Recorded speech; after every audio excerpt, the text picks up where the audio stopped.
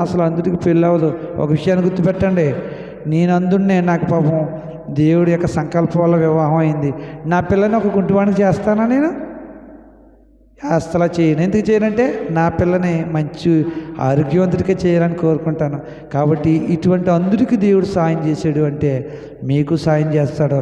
మీరు గుర్తుపెట్టండి, దేవుని నిర్లక్ష్యం చేశారంటే దేవుని యొక్క శక్తిని మీరు పొందుకోలేరు. కానీ ఇంకొక విషయం మాత్రం మీకు చెప్తున్నాను, ఈ జీవితం శాశ్వతం కాదు అన్న విషయాన్ని గుర్తెరగాలి. ఎప్పుడు వెళ్ళిపోతామో తెలియదు. ఈ భూమండలం నుంచి బాప్తీసం పొందాలి.